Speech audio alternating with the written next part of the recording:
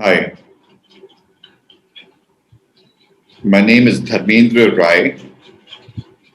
I am Mumbai's first mind map trainer.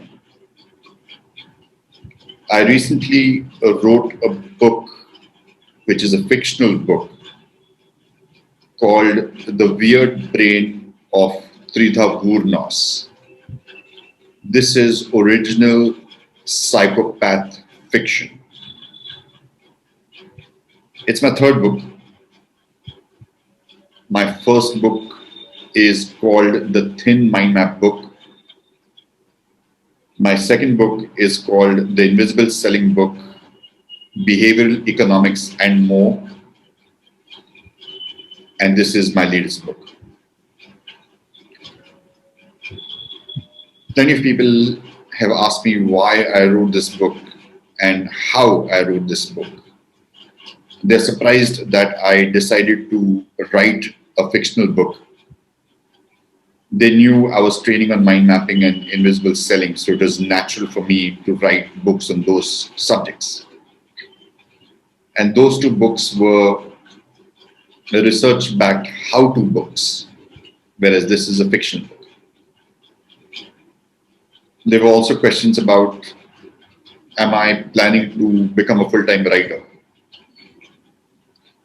So I thought I would talk about all these things and more in a series. To address the very first concern, I have definitely no intention of stopping training. Training is a passion. Training is something that I have always wanted to do since I was a child. Training satisfies me in two ways. One is it gets me socially connect with people who are eager to learn something. And these are the only people I want to connect with in this world. There are only 24 hours in a day. Your social life is a very, very big part of it. Whom you're in touch with is a very, very big part of it. So if you're not careful about whom you're in touch with, then it's going to tremendously affect the quality of your life. And I was very clear, I only want to be in touch with people who want to continue learning, who love learning. That is one thing. The other attraction of training is that it is much easier compared to writing. Writing is torture. You are alone. When you speak in a training program, you tend to be very, very efficient at screening out thoughts that are coming to you at a mile a minute. Whereas when you're writing, you tend to go slow and you tend to harbor these thoughts and think about millions of thoughts in greater detail. And now you got to decide what you want to write and how you want to write it. The entire process happens almost automatically when one is speaking. So training is a million times easier than writing. And anyway, I love training.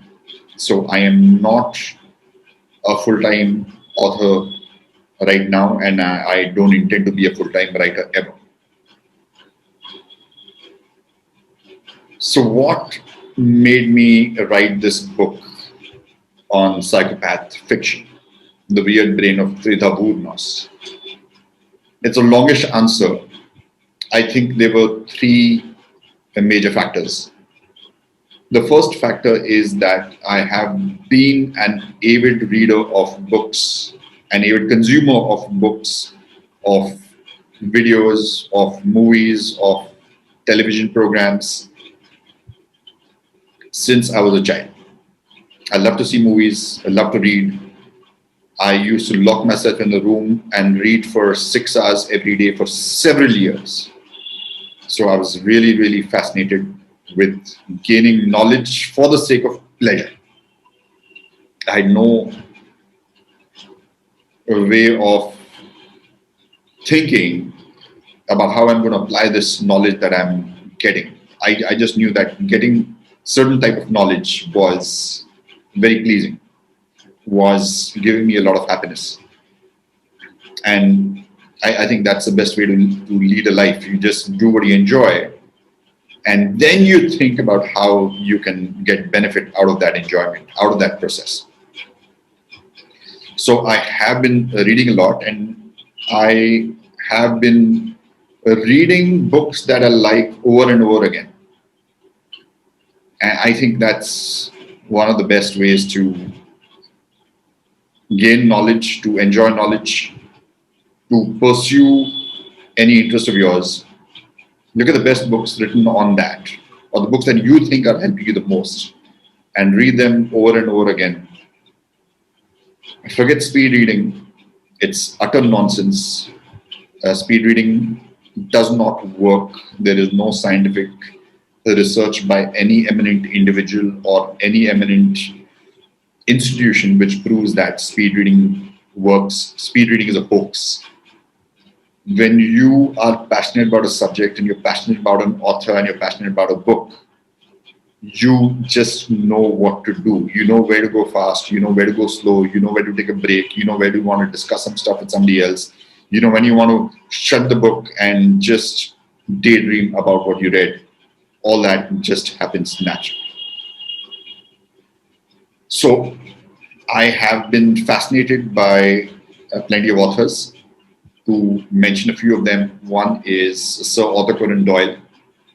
I discovered Sherlock Holmes when I was a depressed student. I had no clue what I wanted to do in life.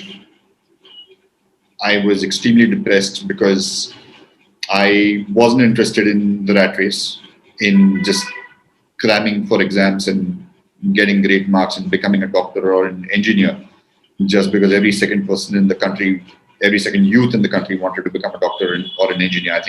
I thought that thought process in itself was absolutely stupid. I thought it's best to do what you like and then find a way to make money out of it. And I discovered Sherlock Holmes. He literally cured me of my depression. I wasn't clinically depressed. I was a functionally depressed person. I was not a dysfunctional depressed person. But whatever it was, Sir Arthur Conan Doyle and Sherlock Holmes literally cured me of my depression, of my low feelings.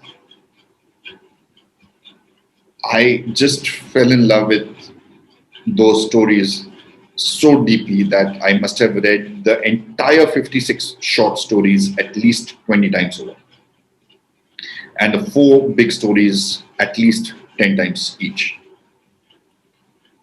So I got absolutely drawn into the world of Sherlock Holmes.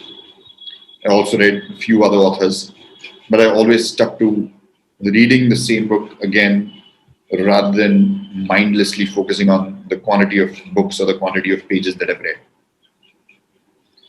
I think that gave me a good understanding of what a good story is, what a good author is, what a structure of a good story is. And that subconsciously primed me to be both an author as well as a trainer. I would say that was factor number one.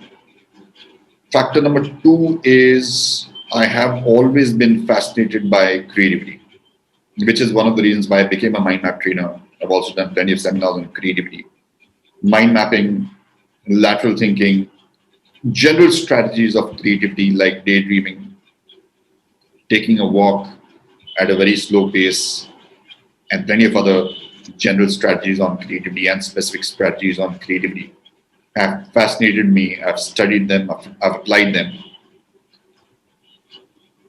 I think all that definitely works when you're using specific strategies.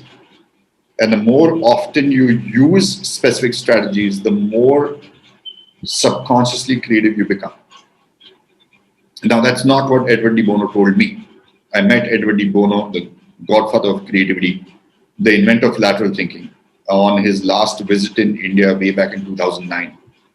And my question to him was, once one uses specific strategies to enhance creativity like lateral thinking, does your creativity become better And are you able to be more creative even when you're not using a specific creative strategy, like a particular strategy from lateral thinking or maybe mind mapping? And he was very, very emphatic. He said, the answer is no. If you want to keep getting the results in creativity, you've got to keep using these strategies, and you do not become naturally more creative or generally more creative when you use these strategies.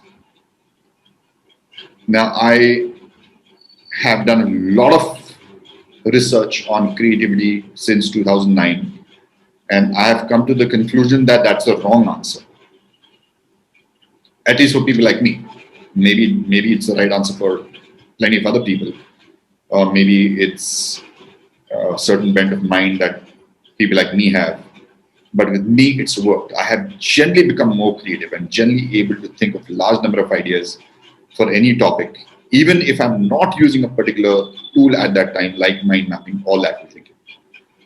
So that made it very easy for me to think of ideas to write a fictional book like The Weird Brain of Tridhaaa Wuornos. In fact, this is just one. I can continue writing. I can write 100 books as sequels to The Weird Brain of Tridhaaa Wuornos, and I wouldn't flag in my creativity. So these are two factors out of the three factors. One was my immersion in books and stories and movies since childhood. And the other was my fascination and deep research and use of creative strategies like lateral thinking and mind mapping, among others. For the third part, you'll just have to wait for the next video. So subscribe to my YouTube channel to ensure that you get the future episodes of this web series in your inbox. Also, you are welcome to read all my books for free on Amazon Kindle Unlimited. The link for that is in the comments section of this YouTube video. Thank you and happy mind mapping.